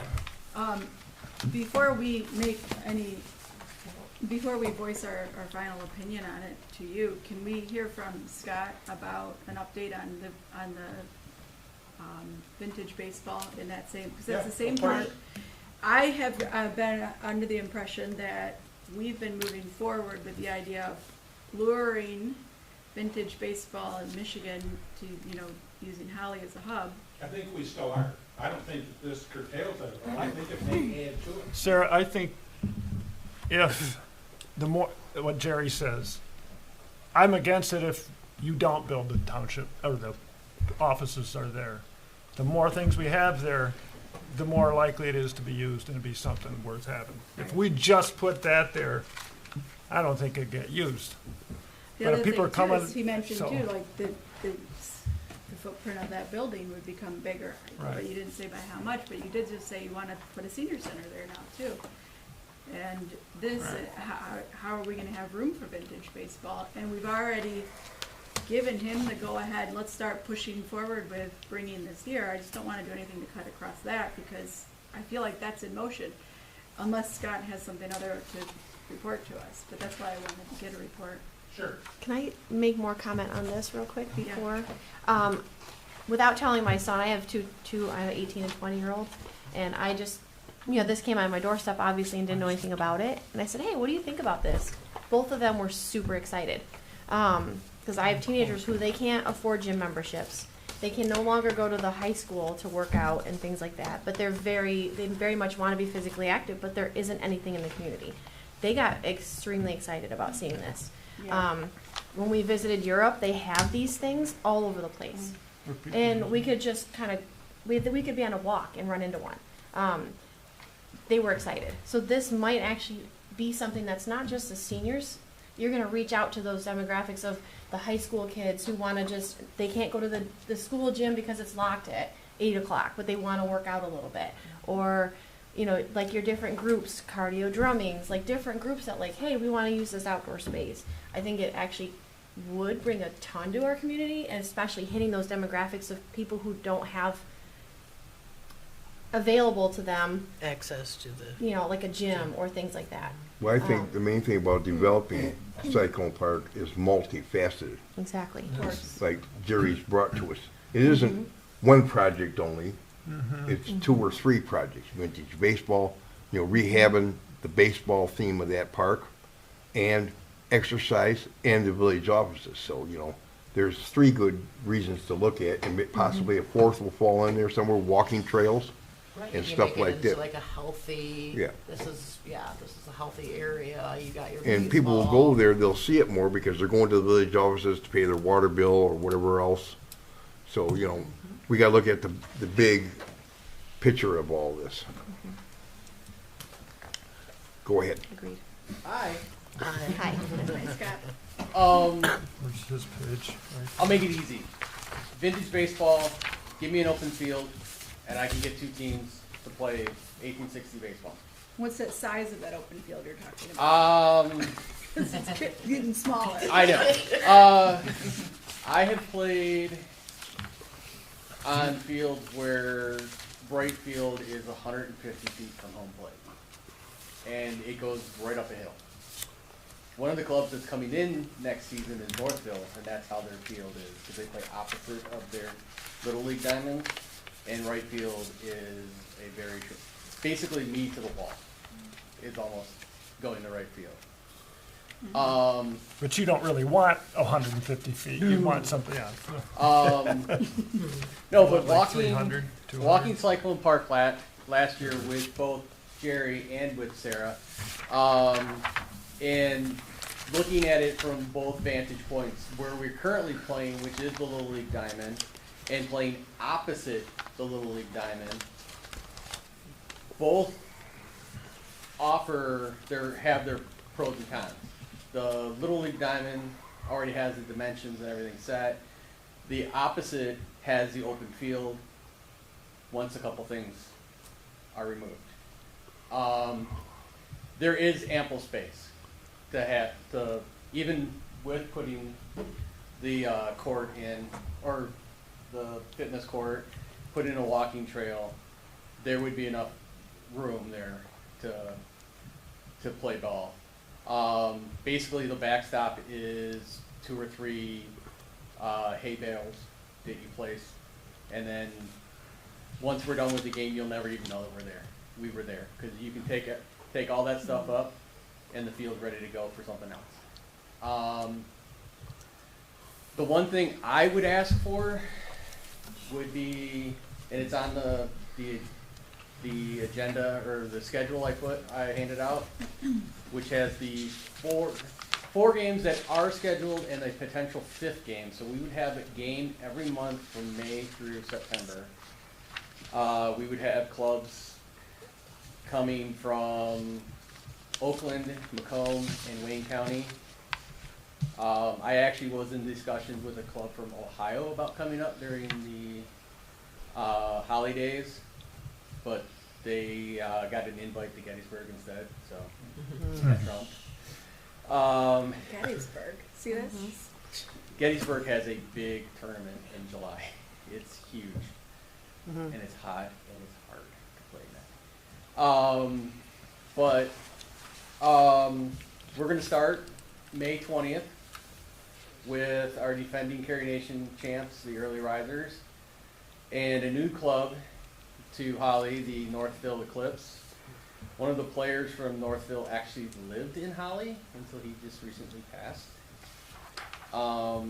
So he does know that we play here, and he's come out and watched a couple of our games on Sundays. Our second game is June 11th, and it is again a new club, the Lansing Capital Baseball Club in Mount Clemens. That's June 11th. July 22nd is potential. I'm just waiting to hear back from Brownstown, which is a new vintage baseball club that just started last season. They would be coming in and playing one of the top teams in the state of Michigan, which is the Canton Corn Shuckers. And these guys play everywhere. And if we put on a good show for them, Holly would get their name out, Sarah. I have been talking with the scheduler for that club off and on for the better part of a year about bringing vintage games up here. And that brings us to August 27th. We would have Richmond Bees, Richmond, Michigan, and the Detroit Baseball Club, which is an offshoot of Greenfield Village. It used to be one of our clubs down there, and they've split off and started their own club. And then we finish up the season with the Carey Nation, which is our two clubs that started the challenge a couple years ago, which is the Early Risers and the Wyandotte Stars. And all the games right now are scheduled, weather permitting, to be on the new side, the opposite side of the baseball diamond, starting at 1:30. The only thing I would need is that there's one tree that would need to come down. That's on the third base side. And the goalpost gone. And then that's all of the field. If you wanted to bring soccer back, I know Sherman has the portable soccer nets, which would be perfect because that way you could bring those back and bring a couple of those over. Actually, I would even suggest that they use soccer, come over and play a game at Cyclone. Bring a couple of portable nets over and play, or even practice there to see how they get acclimated to it, and if it fits their need. It serves a multi-purpose. If the vintage baseball convention is at Greenfield Village again this year, I will go down there and I will push for clubs to come in 2024 to Holly and get the name out. My plan was to get at least one game a month to start off 2023 to see how everything went, and then go into 2024 trying to schedule at least 2 to 3 games a month. So we would, as you would want it to be a mecca for vintage baseball, that's a lot of games. Do you has the league found a new hub yet? Because I know they were looking for one. Has that been established? They are still gonna play the State of Michigan Cup in Bay City. I'm still trying to figure out a way to get them to look at a neutral site, because Bay City hosts that, and it's basically their own tournament. Mm-hmm. They've been running for over a decade now. Do they have one diamond there? Do they have multiple They diamonds play at there? Carroll Park, which is in their historic district of Bay City, and you ask about short, they have a fountain in right field that is in play. So if you hit it into the fountain or the basketball net, which is in left field, you either have to hop a fence or run around a bigger fence to get to the ball. So there's always something that's in the way. I mean, They have a even single baseball diamond. They have a single baseball field. diamond, and they play the State of Michigan Cup. They start at 9 o'clock in the morning and go until about 6 o'clock at night. So to run a tournament, it can be done on a one Yes. diamond field. Okay. I know the Frankenmuth tournament last year was supposed to be the last year of it, and they're talking about doing it again this year because they haven't started building the Little League fields where on their big open field. I just don't think there's no room in Holly to run. They run 30 clubs through there over 2 days. It's just a logistical nightmare. But if we could do a mini tournament, 4 clubs in one day, we could do that. Okay. I have bases, I have signage, I have a banner to hang on Saginaw the week of games. The only thing I don't have right now are baseballs. I got to order those. We have a secondary umpire in Mike. Perhaps. He liked it. Okay. Good. Oh yeah, he got volunteered. Okay. Other than that, everything's ready to go. As I said, I put 4 hay bales up, and then I put the bases up. We play for 2 to 3 hours. I break it all back down. You guys will never know I was there. And at a maximum, what do you envision what's the most that you would see we would get there? 2 games per month during the summer months only? 2, Or- yeah. In 2024, I'd like to get to 2 games a month. Maybe in like July or August, go to 3. But those are usually when the big clubs the well-established clubs are having their tournaments. So everybody's gearing up for those. I've tried to get Flat Rock to come out here, but they've got 3 tournaments in the month of July alone that they're playing. So,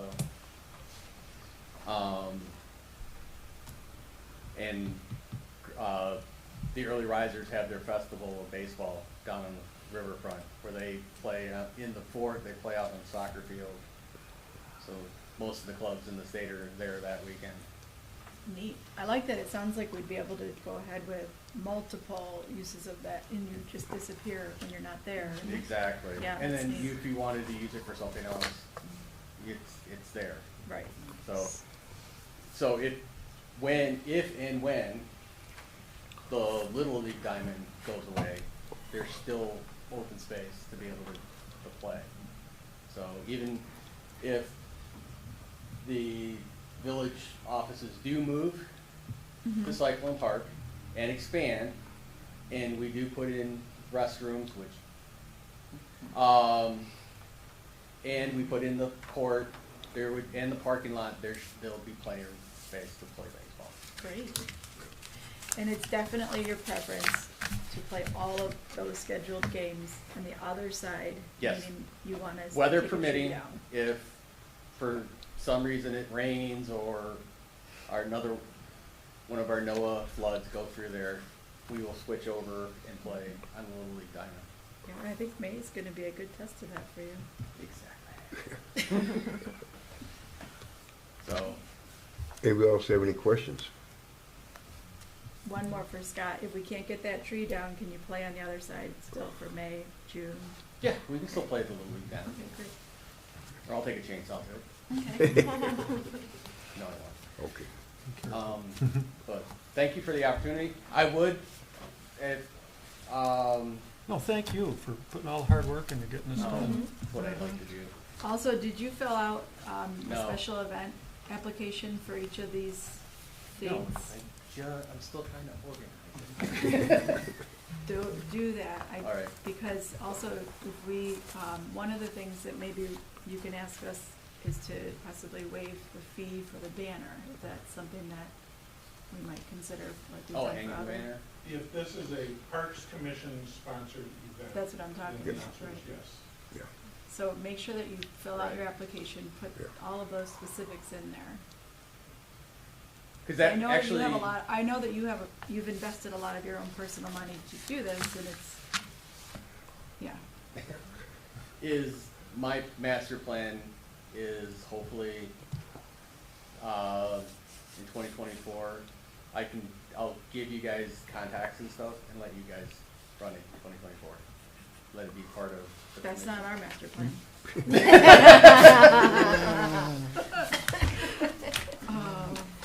I appreciate the offer, though. Yeah. I don't remember that in those notes. Yeah.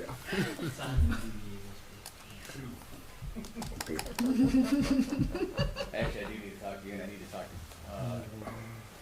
to Well, George and talking to the businesses about getting sponsorships and some backing behind that. So. Okay, well, thanks for all the info Thanks, tonight. Yeah.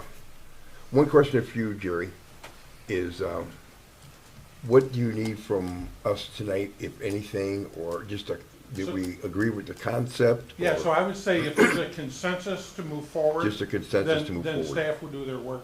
If there's one commissioner that doesn't want to move forward at all, then I would ask for a vote, just so that we have some clear direction on where we're going. But if you guys are all in agreement that this is something worth exploring, then we'll do the legwork and bring you back the information at your next meeting. Does everybody understand this is for concept only? Yeah, I mean, to me, it's a lot of money to spend on a platform that, I mean, we could also, if this was something that we found was really needed and wanted by our community, we could also build this like what we just took down at Lakeside Park. We could build it in the same park, we could build it in a different park. It doesn't have to be, I don't know. I did my due diligence. I know where the White Lake one is. I've downloaded the app. I think the app is great. I just think it's a lot of money to spend I agree. when that's my biggest consideration is why it's so much money to spend on something that's just coming out of left field. But those are my thoughts. We I should think consider. I would probably use it. I would Next probably month. enjoy it. I We think can the vote. app is extremely well done. It's like, I would love to have it right across the street from my house too. But that doesn't, but I'm trying to think on a broader scale of all of the things that we have made notes of and want to do on our master plans, and so far it's been ridiculously hard to get funding for anything. Well, and so I would just say this, and this would be the last thing I'll say on this topic. Hate to say that. But, so, I mean, I think there's been at least thought of some of the commissioners on the parks that they don't get the attention that they deserve from administration or the council. I mean, this is our offer. I mean, to me, I wouldn't look a gift horse in the mouth. I mean, I think this is something that's doable. Do I think it's easy? No, but the best things in life are not easy. Have we looked at any other grant funding? I know the state of Michigan had Spark grants here this fall, but I believe the deadline is passed for that now. So we were just recontacted that they were focusing on our area in November. Right. So the answer to your question is no. Okay. The thing that I do know is I have meetings scheduled with Loom later this month, and they have made a commitment through the application process of $50,000 to parks specifically over 5 years. Now, we're going to try to accelerate that. That will go. And we think we have a couple of other sources to go to, but in the end, it's going to take some general fund money allocated also. So there is going to be a commitment by the council if the council wants to do this. Well, I like to speak on concepts.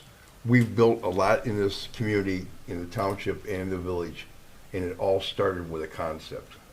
And I'm always said it doesn't cost you nothing to listen. We're not committing to anything, but I'd like to hear what's all going on. We've heard from the vintage baseball folks. We've heard from the village what they want to do there. And Cyclone Park's more or less dead in the water right now. Nothing's going on there. So let's utilize what we got. Everything else is coming along in the big picture of village parks. Everything's blossoming, you know, and it's been cultivated, it's been fertilized, and it's been watered, so things are working. And Waterworks Park is coming along really nice. And for, you know, lack of volunteers, it could always be better with more volunteers. But I think once the community sees that we're looking for the future down the road, not just next year or 10 years. The village council used to have seminars on what do you want to see next year, in 5 years, and 10 years, because you got to make all this happen, and it doesn't happen overnight. And I always like concepts. I like to hear what more we can do, and maybe something else will come out of this, maybe a fourth thing, you know. So that's my view as being on village parks is I like to hear the concept, and that's all we're giving the village manager tonight is let's look at it. Doesn't cost nothing to look. How does everybody else feel? Is that what he's asking for? Is he asking for us to recommend to council they move forward with doing this? No, No, I don't. in concept only. We're looking at the concept. They're I gonna don't wanna be, put more legwork into it. If you guys don't want this, No, I don't wanna put more legwork into it. so you can go out and look for like additional funding is what, everything is gonna Yeah. get this thing down the road and come Right. back to us and say, hey, here's what we can do, here's what we can't do, here's what we wanna do, what do you guys wanna do with this? So right now, it's just a concept. Then we look at the funding and put this together and see what we can do. Well, in worst case scenario, as Rudy said in his presentation, is if something goes wrong, if for some reason bail out. we can't raise the money, Right. we just don't do it. I mean, you're Yeah. still gonna have the dedicated loom money that can go into another parks project. But you're not, would we, the 15,000, I think it is, that we have, the parks, that would that be part of it too? I No. mean, no, okay. Just making sure.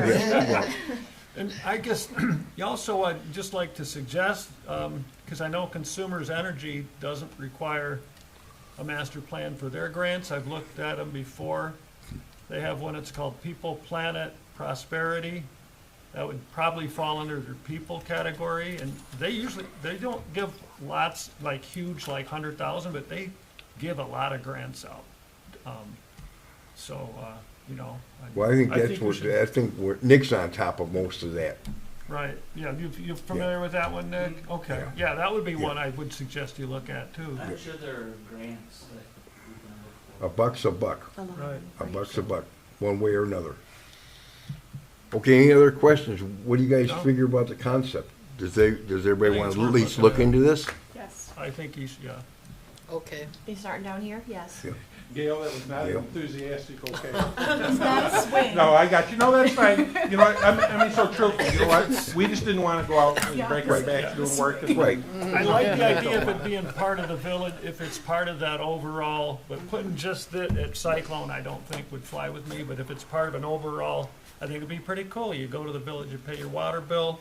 And maybe you can give us an Parks there. idea of what the footprint Get would be for 7 that minutes building, in. you know, in concept only. To pay the water. You know, so that it answers all the questions on council. How big's the building? Where's this gonna be? It can be done on a napkin. We don't care. We just like to look at something. Do your push-up. How about you? Yes. Yes. So, And that's All right. what Thank I would you. ask is just transparency from you know the village as well with us. Sometimes we get blindsided, I think, and so That's why we're trying Yeah, to some not do trans- that. yeah. I mean, when you ask, you know, why is the village pushing it forward? I mean, I think we've been pretty forthright. We're doing it because, one, we think it will enhance Right. a future complex. And number two, because 2/3 of it is free money. Yeah. So, so-called. Well, thank you for your time, Jerry. thank you. Thanks, Jerry. Okay, let's move on to, consideration of Shiawassee River Trail Coalition Liaison.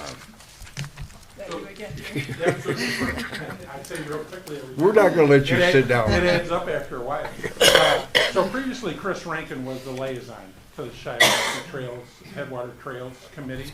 Now, this is a committee, they want active participation from communities that are involved. Holly, actually, we are a dues-paying part of the organization. Has to do with all different kinds of facets of the Shiawassee River Trail. And so they're looking for someone to attend meetings, someone to participate in their functions. And so, like I said, Chris was it before. His level of participation just depended upon his personal schedule. There were some years he was more active. They don't meet weekly.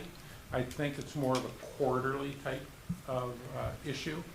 David Lossing, who actually is the director of that, is going to be with you folks next month, because he has a proposal that we'll talk about later that he would like the Parks Commission to consider. It's in regard to measuring Yeah. the Yeah. depth. We talked about that, yeah. And so he's gonna come and pitch that idea. Yeah. So we'll see, that'll be something to talk about. Hopefully we'll have some more discussion after he leaves also Yeah. about it, because I think there are pros and, just like everything, there are pros and cons to it. But they're looking for a representative, for somebody to be on the committee. They would prefer to have somebody who feels that they have time that they can dedicate to it. Like I said, not weekly, but it is a commitment. And so I don't know if you're prepared to do that tonight, or if you want to think about it and take it up at the next meeting. Does anybody want to jump on this tonight? I was thinking it would really suit Mr. Summers there, but, I was thinking the same thing too, actually. you know, he I had has that same such thought. an interest in, you know, all the waterways and the natural Yeah. nature of it. Let's pick it up next meeting. Okay. Chris, so we'll just put that on old business Yeah. for the next meeting. Yeah. And, you know, Mr. Lawson can probably expound on it just a little bit while he's here. And maybe we can find out how often they meet and Yeah, what. a little the more project information, items are. yeah. Right. Okay, we'll, do we have to make a motion on that, or we'll just move that to next month? Yep, you don't need to take any action on it at all. Okay, let's move on to, item 4, spring cleanup. I have something that I'd like to say on that. The Dickens Festival, we used a program called ASP, which is,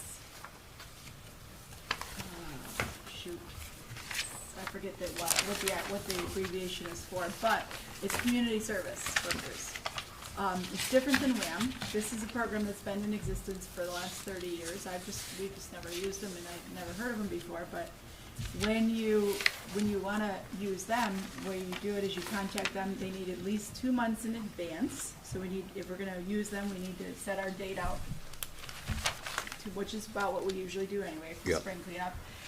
And we had a lot of, I really enjoyed using them with Dickens because you could list in there what it is that you need done, and then the people who need to do community service sign up for the types of things that they are interested in doing. So you aren't coming with no idea of what to expect, with like their nails all did up, like, wait, you want me to do what? You Yeah. know, or Yeah. in their high heels in the park to Yeah. go Forced clean up, labor. or- Yeah, and so they knew, and a lot of them brought their own tools. They knew what to expect, so we got so much more productive labor out of it. So- I would highly recommend that we try to use that. So would it be presumptuous to set our spring cleanup date April 1st? Like, fully? Yeah, like April Fool's Day, yeah. Because the earlier you get started, the less vegetation or whatever you have to mess with. Usually by mid-April, I have all my yard work done, all my trees trimmed. I was gonna say, my birthday is April 9th, and then there's always snow on my birthday, so maybe towards the end. Or, the 15th or something like that, but I would like to see it at least in the month of April. And usually what's happened the last couple of years is March and April have flipped. We have April weather in March and March weather in April because it'll snow in April, so. Exactly. it's hard to say. Every year on my birthday. So you want to do something like the 15th, middle of the month or something like that, or the last 2 weeks or something? When is Easter? Yeah, Yeah, last the year Easter we did like the 17th of April. Yeah, And I wanna say was decent. yeah. Yeah, Easter's the 9th, so if we did it that weekend after. And usually we do our park cleanups on Sundays. And where did we say we're gonna do it? Huh? Where did we say which park we're gonna hit? We did, before we do our cleanup day, we usually schedule a park walkthrough Yeah. where we go and Right. assess To see where what's we wanna needed. focus. Yeah. Yes. Gotcha. Waterworks, if worst comes to worst, we're always doing waterworks. There's always something there. Yes, for sure. Yeah. Get out the There is still a chainsaws. lot more that needs to be Yeah. done there. And I think that for ASP, we have to put the location when we put in the request. So now who wants to be the contact person for the ASP? I can, or Gail, I can give you the information. You can, you used to do WAM, Yeah. whichever. Okay. You I wanna thought do I had ASP? that written down somewhere. Yeah, I'll take the information. Okay, I'll get it to you. And what's our date we want to set, tentative date in April? 16th? That's the week after Easter? Mm-hmm. Okay. What, Last year, I think What we day did the 17th of April, and we had decent weather, so I think that's, okay. I mean, Sunday of the course it's 16th. And what's the date for that Sunday after Easter? 9th, 7th? that's the 16th. 16th. And we usually have a 9:30 start or 9 AM start? Yeah, 9 to 3 usually? 9 to 3, 30. yeah. Yep, Ish. okay. Okey-doke, so we got that set. 9:30. And we'll do our, well, we might as well, while we're doing this, because it's part of the spring cleanup, is what do you want to set a date for our walkthrough? What So, park is the spring cleanup? We're gonna That's what determine he that on said. the Yeah, walkthrough. that's what we're gonna figure Oh, out. gotcha. We wanna do a pre-walkthrough, so Alright. we can let Brian know how many dumpsters we need and where they wanna put them. So, yeah, we keep Brian appraised, so, So you wanna schedule the walkthrough then? yeah, No? we wanna do the walkthrough before we. Yeah, and the walkthrough can be done, it can be done anytime. Yeah, But March. we don't wanna do it when it's ridiculously Freezing. cold, Yeah. like Freeze outside? last year. It Well, was last year was freezing. really awful, yeah, it was, I Wow. think we did it in February last year. yeah, I would say sometime in March, I think we had an unexpectedly cold day. March. It was, March, yeah. yeah. March, like maybe the second, the third Sunday in March. That would be the 19th of March. Do you guys wanna do a Sunday then? I don't know, Okay. how's everybody feel about that? 19th. The 12th of March is daylight savings time, the week before. So have we'll a do meeting Parks between- walkthrough? Yeah, that's fine. 19th. 19th is good for everybody? Yeah, if it's not- Yeah, and what time do you wanna do that at? Go. 10? Yeah, well, 11 or 12, high noon, whatever you wanna do, that way you Yeah. can, Give it a chance to warm up. wanna make it high noon, like the Yeah. OK Corral? Yeah, noon's good. Noon. People go to Okay. church. I know this is a silly question, but so you want all of us there? We try to all gather. Yeah. We'll And walk it's through not the a parks. known mileage. No, because there's no decisions made. Okay. We'll all take notes of Yeah. Yeah, things and we'll discuss. Need to work on. What are the, And- yeah, and so a lot of times we're noting There's no graffiti, votes. we're noting damage, we're noting, you know, and then we'll prioritize which park we need to focus on for the cleanup. yeah, okay, What'd you say, the 12th? What'd you say? 19th. 19th You at, can high noon. 11 at as well. noon. And we go from I park to know. park, you can totally, if it's weather, it's been, I bring my kids a lot of times, like, they'll just play. Okay. Okay, where do we Very meet for casual, this? Well, let's start at Waterworks and work our way into town. We can go Waterworks Crapo, then we can go to Cyclone, and we can go All right. to, So we'll start at Lakeside. Waterworks. You wanna said? meet at And then we'll Waterworks? end up at Ganshaw. We just do the old round through. Sure. Okay. So that'll be at, Waterworks. All right. Okay, moving along, let's go to, general business, item 5, budget discussion. Questions on the budget? So one of the things that I would like to do is scale back the things that fell on my plate last year and the responsibilities that I took on last year. And with Halloween, it was a new responsibility that I had to do all of the fundraising because years past, Rick Powers was doing that, but Yeah. he wasn't active with the Parks Commission last year. So I added up the amount of money that it was. It's just under $2,000 to do the whole event, and it's a wildly popular event. Like even with no promotion, we have 500 to 700 people come. Halloween. Yeah. Yes, so okay. I know we're gonna probably discuss budgets later on Yeah. in the year, like, or maybe, I think it was next month or February when we start discussing that, but I just wanted to throw that out there that we are, not going to be needing to set money aside for music in the parks. I've already confirmed that the chamber loved having taken that over, and they're gonna do that again this year.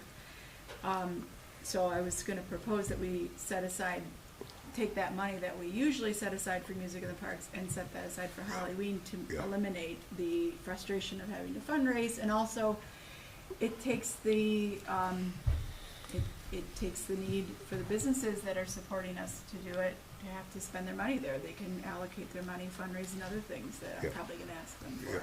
Or like Halloween giving out candy, because the price of candy last year was unbelievable. Yeah. And speaking of the chamber, they did a fantastic job with music in the park last year. They did a great job. I know, I'm really excited that they're gonna continue that.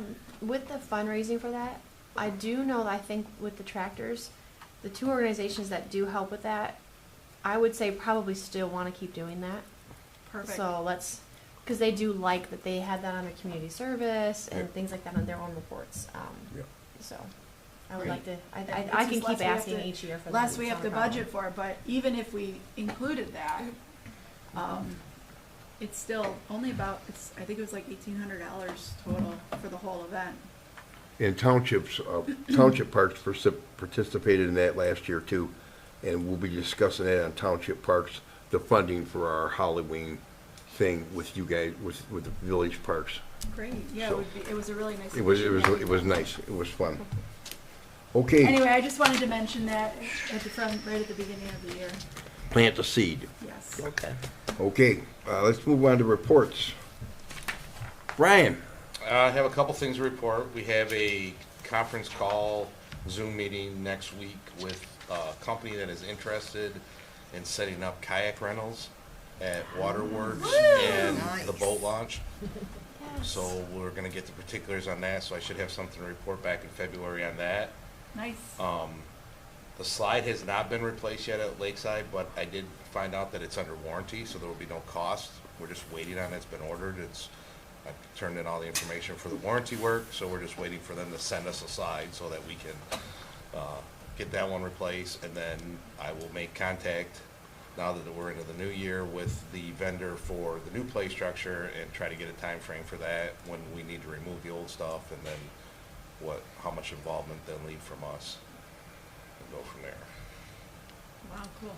And then what I would recommend too is, we'll have budget overall on the general business next month. And in the past, we've had everybody bring an idea of what they'd like to see in one of the parks or overall, and then we can discuss costs and labor and stuff like that. Because like I mentioned, the main guy that I have at DPW has a large skill set. He's on medical leave right now for the next couple months, so we're going to be limited on what DPW can participate in terms of helping out the parks, in terms of building stuff and that kind of stuff. So, and I think that's it. Do we have any report on the playset? Did that get ordered?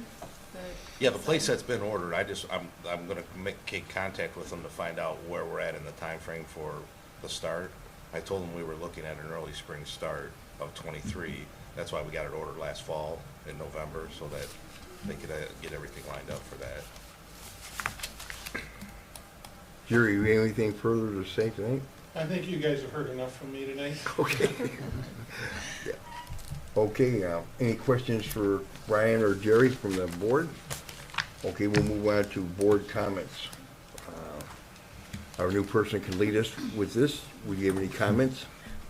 No, I just hope to be of service to you guys, and I'm excited for these new things. I've been praying for kayak rentals for like 3 years, so I'm very excited about that. That is exciting. I think that can really bring some revitalization to that area as well, so I'm looking forward to see all the good things we can do together. Welcome aboard. So, as I alluded to, the chamber definitely wants to keep on doing music in the park. That's been scheduled. They're going to do the third Thursdays starting in June, July, and August. So that'll be June 16th, July 20th, August 17th. It'll start at 6:30 p.m. and it'll be in Crapo Park. Our farmers market is been hosting indoor markets during the winter, and it's been wildly successful. They will be resuming their winter market January 15th at Venue 111, but then we'll be resuming the the downtown Holly Market on May 7th. It'll be every Sunday, 10 a.m. to 2 p.m. and run through October. I think the end of October, unless we have any really ridiculous weather issues. They'll probably go to the end of October again.